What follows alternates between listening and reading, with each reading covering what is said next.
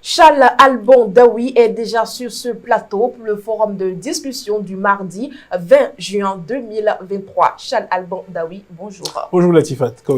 Epiphane Kenom, peut-on dire que l'homme s'échauffe pour un saut en longueur vers l'opposition?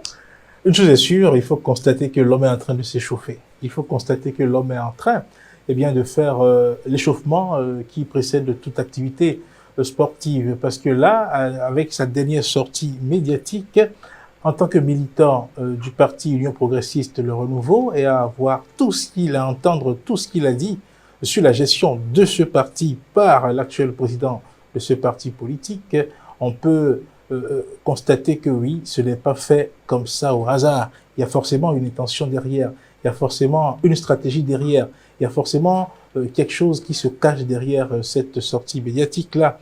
Parce qu'Epiphane Kenom, eh bien, il faut remarquer que là, il s'agit de quelqu'un, quand même, qui, dans le landerneau politique béninois, a une certaine expérience. Et donc, comme on le dit, c'est un vieux routier de la chose. Et comme il a même su le dire au cours de cette émission, il estime que des personnes comme lui, qui sont dans un tel parti et qui se sentent, je dirais, complètement écartées de la gestion de ce parti ou qui ne se sentent pas vraiment impliqués dans la gestion, dans les décisions qui sont prises dans ce parti-là, ça fait partie des griefs qu'il fait donc à l'actuel président de l'UP Le Renouveau.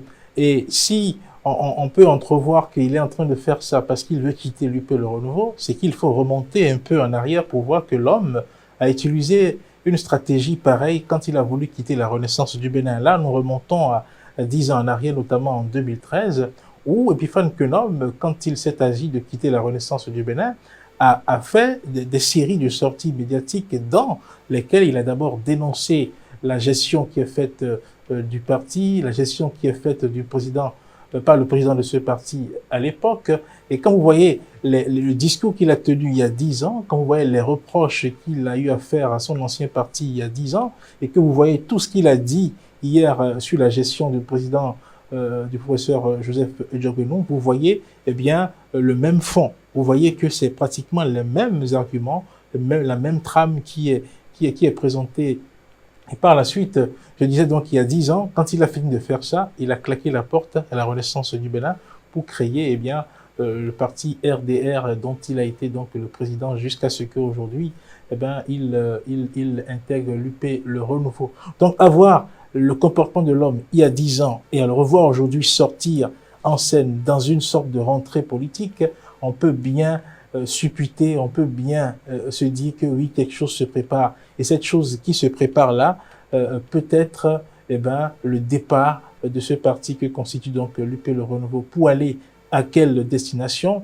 Peut-être l'opposition, c'est une supposition que nous sommes en train de faire, parce que quand il a tenu un discours aussi critique de la gestion d'un parti qui est de la mouvance, je ne suis pas certain qu'il veuille quitter un parti de la mouvance pour un autre. Donc sans doute que derrière tout ce qui a été dit hier, il y a une intention de quitter peut-être la barque de la mouvance. Epiphane Kenom qui sort de son mutisme, il n'y a pas longtemps, son frère a été éjecté du gouvernement du président Patrice Talon. Peut-on faire un lien entre les deux faits, Charles Albon Daoui?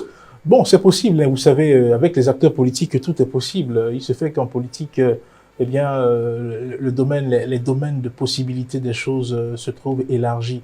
Donc, vous voyez, Epiphane Kenom et son frère, Séverin Kenom, et quand on prend Epiphane Kenom, on remonte un peu à la 6e législature, il fait partie de ces personnes-là qui, à un moment donné, ont été considérées comme, je dirais, persona non grata, même en griffe au Bénin, parce que le président Patrice Talon étant en exil à Paris, il fait partie de ceux-là, des députés qui, donc, allaient rendre visite au président Patrice Talon. Donc, il était quelque peu dans les coulisses de la préparation, de la conquête du pouvoir du président Patrice Talon et son frère Séverin Kenom, qui était donc membre du collège d'avocats du président Patrice Talon à l'époque. Nous avons vu par la suite, quand l'autre a pris le pouvoir, quelles ont été les récompenses des distributions de rôles qui ont été faites. Mais il s'est fait que lui, après cette position, il s'est rangé entre-temps du côté du régime en place à l'époque, notamment du président Boni Yayi, où il a finalement sorti.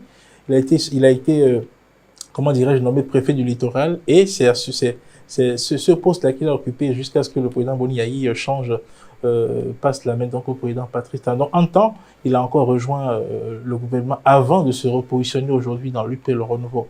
Si son frère a été jeté du gouvernement, on ne sait pas pour quelle raison, et que lui-même, il est dans ce parti-là, on peut faire le lien. On peut se dire, bon, peut-être que oui, aujourd'hui, si son frère qui a joué un si grand rôle auprès du président Patrice Talon est complètement écarté, lui qui à un moment donné a dû tourner sa veste pour revenir après, le traitement qu'on lui fait ne lui plaît pas sans doute, et donc je pense qu'il ne trouve pas mieux que de servir ce qu'il est en train de servir là pour sans doute peut-être préparer eh bien, son départ du parti. Et il faut rappeler aussi que nous sommes là à quelques 2 années et demie de la présidentielle ou des élections générales de 2026. Vous savez, le calendrier politique, le calendrier des hommes politiques, ce n'est pas le calendrier ordinaire que nous utilisons. Donc, ça peut être aussi une stratégie pour se repositionner sur l'échiquier politique. Parce que oui, l'homme animal politique tel qu'on le connaît,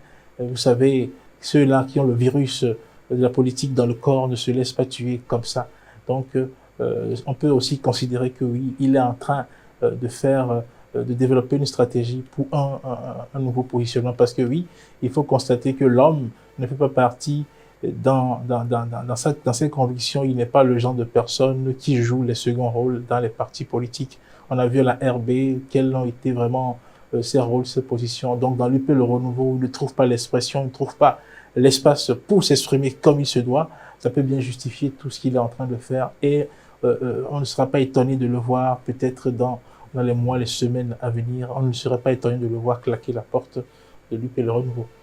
Merci à vous, Charles Alban Daoui, pour votre analyse. C'est moi qui le remercie. Mesdames et messieurs, ainsi prend fin le forum de discussion du mardi 20 juin 2023.